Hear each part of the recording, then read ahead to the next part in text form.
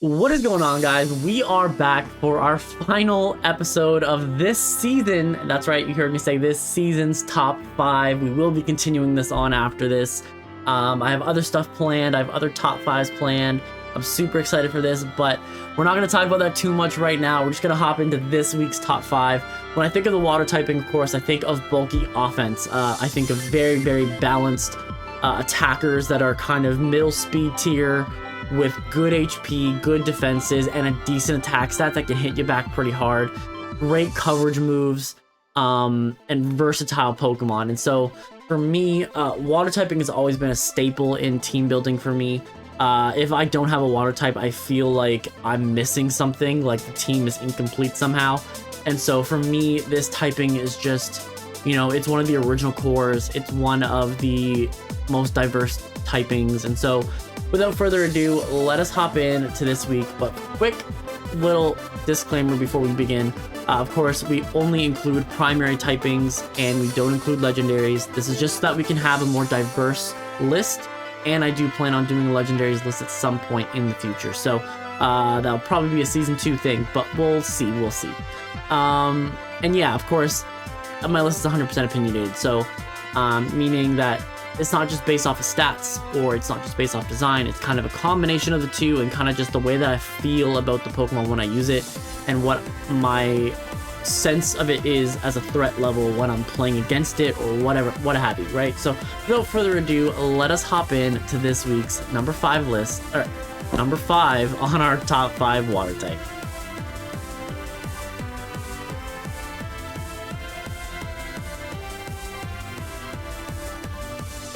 Alright, so at number 5, we have the OG.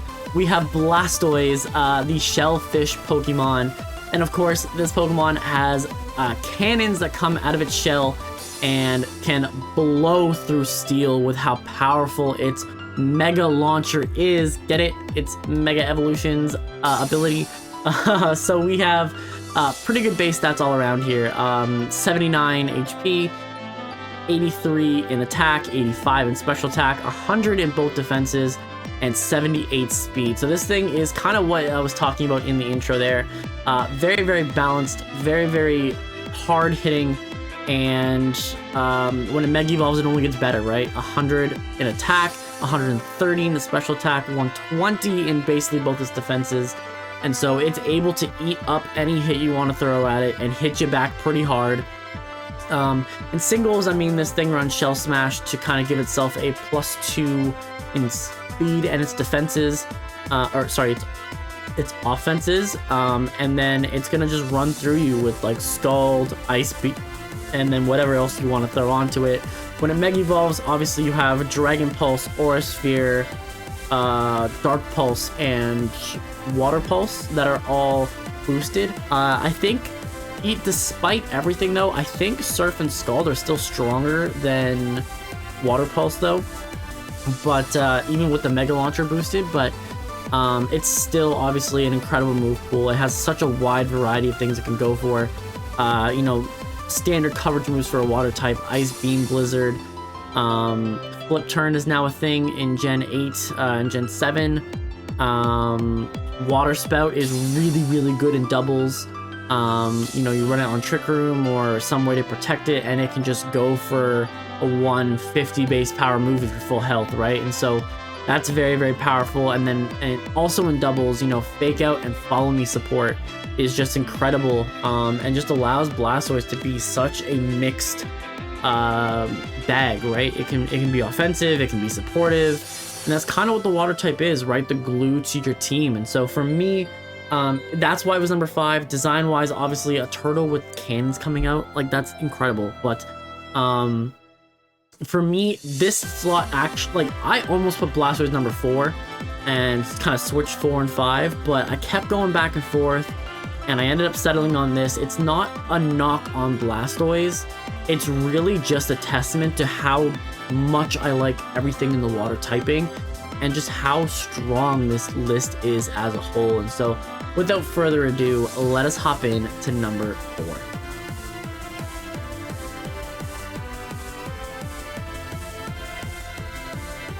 Alright, so at number 4 we have Empoleon, the Emperor Pokemon. this Pokemon obviously just, it's basically Blastoise with a different kind of side to it. And so it's very, very similar. I'll go through the stats for you. 84 HP, which is 5 better than Blastoise. It has 86 in its physical attack, which is 3 better than Blastoise. It has 88 in its defense, which is a little bit weaker than Blastoise, but then you add in the steel typing, and the steel typing is already one of the premier typings in Pokemon anyways, and so when you add that in with an already good typing in water, it actually just makes up for its defense pretty much immediately, right? That steel typing basically gives you an extra 10-20 points in your physical defense, and so it's actually a little bit better there. Special attack at 111, which is about 20-30 points higher than Blastoise. They both have 100 in their special defense, and then Empoleon is just slightly slower. And the biggest difference there is that Empoleon actually becomes a better Trick Room Pokemon when you're talking about double battling, and so you have a better typing that's more versatile for you.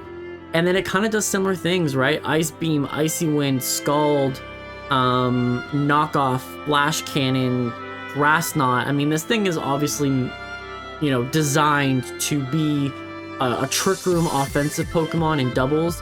And in singles, it's really like a very, very powerful mixed wall. You know, you run Scald, you run Defog, you run Stealth Rocks, you run Knockoff, you run Toxic. I mean, you're stalling out a lot of things, and then when you want to be offensive, you have these coverage moves that do really, really well. And so for me, Aqua Jet's another one, very, very good. You can run a physical set. Defiant would allow you to run like Aqua Jet, Waterfall. I don't know. I don't think it gets Meteor Mash, but you would obviously get like Metal Claw and stuff like that. So probably Iron Head as well. So pretty good move pool all around. For me, the design really put this above Blastoise for me, which I think some people could probably argue, but I don't know. For me, man, like just having like this like King Penguin that has like a steel type and like blades for hands, like I don't know, man. Like I think I'd be more scared to deal with Empoleon, especially where it's like a 6-foot tall penguin. You know what I mean? Like, it's not like you're dealing with some little thing. Like, you're dealing with, like, a pretty big, like, massive penguin. And so, for me, it hit number 4 on the list because its design was a little bit better. And I think stat-wise and typing-wise, it just edges out Blastoise a little bit. I know I don't really go off of just stats when I do these lists, but I have taken into consideration it's better competitively, and I don't really have that much stronger of an opinion on it when it comes to design. And so for me, that's why it is number 4 on this week's list. But let us hop in to number 3.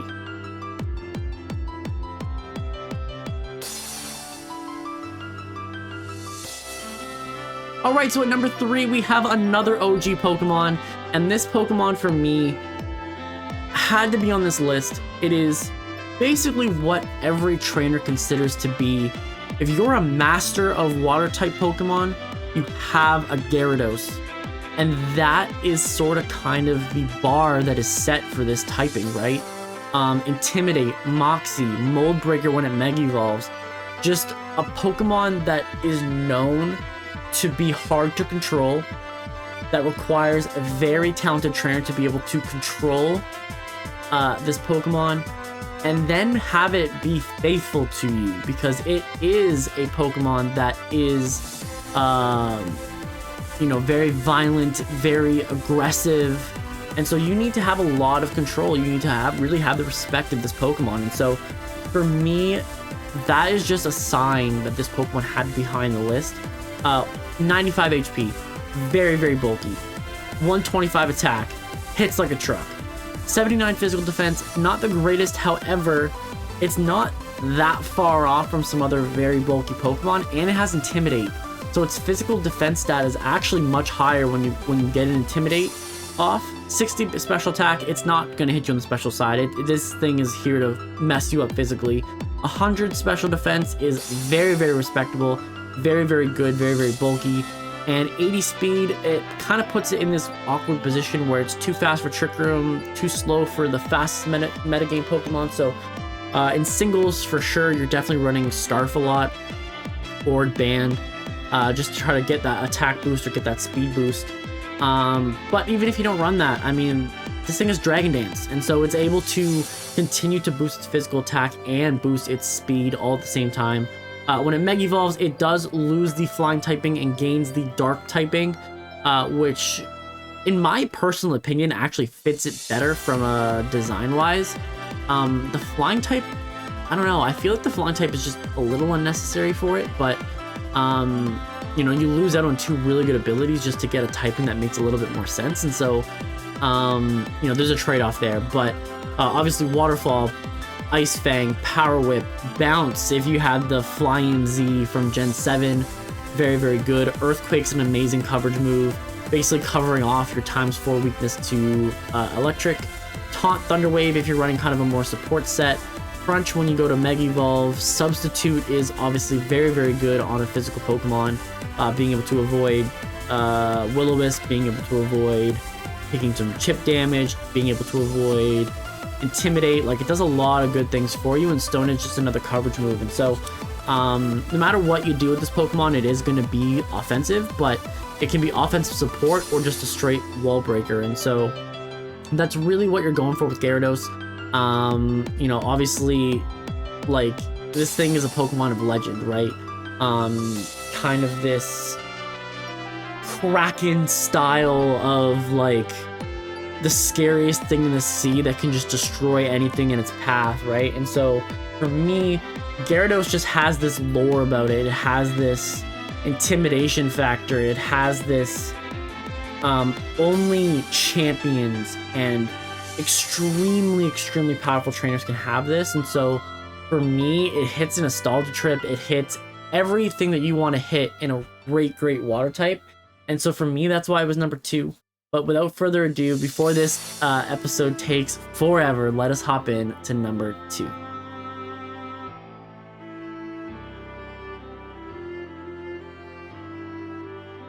And speaking of Pokemon that are hard to control, only the strongest of the strong can have it, we have Kingdra. And Kingdra is kind of the dragon of the ocean. As much as some people think that Gyarados probably should be, Kingdra gets that honor, and this Pokemon is incredible. Like, it's so basically, first of all, kings, royalty want its scales because of its you know, because of the glorious gleam that they give, right? So it's already a Pokemon that is elegant. It is a Pokemon that is considered beautiful. It is considered a Pokemon that is extremely powerful, extremely rare. You know, this is another Pokemon that you have to be a very good trainer to have. Obviously, any dragon type has that lore of only really powerful people can have fully evolved dragon type Pokemon. And this Pokemon is no laughing matter. Focus energy with agility and sniper makes you a crit machine. Just crit everything in your path to victory. And then when it's not doing that, it's a Swift Swim user that's dropping Draco Meteors, Surf or Muddy Water. It can get a Hurricane, an Ice Beam, you know, it now in the newer generations Flip Turn. Like, it is just so good. And for me, this Pokemon has a lot of ties to Greek mythology, and so for me, as the history nerd in me, you know, Poseidon's main transportation in the sea, seahorses, you know, I really didn't have another spot on this list besides number 2. You know, I think some people might be shocked at this placement on the list, but when you think about it, I mean, Kingdra is just unbelievable, and so for me, that is why it is number 2 on the list for me. But without further ado, let us hop in to our number 1 slot on this week's top 5 water types.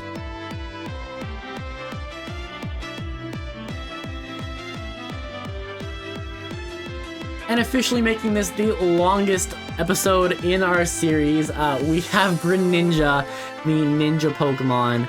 I mean, Greninja is literally banned from certain tournaments and stuff like that now, right? So, I mean, this Pokemon is just unbelievable. Battle Bond and Protean are two just unbelievable abilities.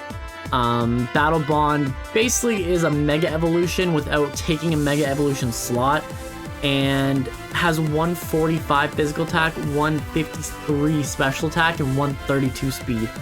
This thing is, it literally nukes things. On top of the fact that this thing probably has the most diverse move pool out of any Pokemon in the game. And then if you're Protean, even though you have a little bit less attack and special attack and speed, you still have that incredible move pool, and you can change your typing to be whatever the move you just used is. So you're a water dark type and you're gonna get hit with an electric move, you go for like spikes or dig or something, and then you're like a ground type that's immune to it. It's literally like Aegislash from our steel type list, where if you can play this Pokemon correctly, if you have a proper move set, you could be immune to every typing in the game almost. You could resist every typing in the game for damn sure, and you could hit back with a super effective move at any given time. And so for me, this thing is just, it's too powerful, right? Unbelievably good offensive coverage, extra sensory, grass knot, low kick, rock slide, hidden power, gunk shot, ice beam, water shuriken, dark pulse, hydro pump, surf. Like, that's a wide range of moves, and I haven't even named all the ones that it can go for. Then you get the support moves, spikes, toxic spikes, U-turn, taunt, I mean, like, map block. I mean, like, there's just so many support moves that it gets as well. And then so now you're running to this Pokemon that, you know, you don't know what it's going to go for, and you literally have to basically probably lose a Pokemon to figure out two of its moves, and then you have to lose another Pokemon to figure out the other two of its moves, and then figure out with the remaining 4 Pokemon how you're going to beat this Pokemon. And so when you get into that situation, I mean, this Pokemon is just crazy. Crazy good. Obviously the Naruto vibes are real with this one, and you know, this thing should be Hokage. It is just absolutely unreal. You know, design wise, incredible. I mean, it's literally one of the best Pokemon to ever be made at this point, in my opinion. It's just crazy. And so for me, that is our list this week. I hope you guys enjoyed the list. I hope you guys liked it. We are going to be continuing this top 5 series. You know, champions, Elite Four, gym leaders, favorite Pokemon in general. Maybe I'll even try to get Megan involved in this a little bit and include some other things. I haven't really figured out everything, but I mean, by the time you guys see this video, I will have it figured out and I will have it ready to go. So I want to thank everyone for watching. You know, let me know your top 5 list down below. This is easily the longest video that we've done, but this is a typing that just deserves the length of time, the time of day. And so with that, I'm gonna get up out of here. Thanks everyone for watching, and I will see you guys in the next one.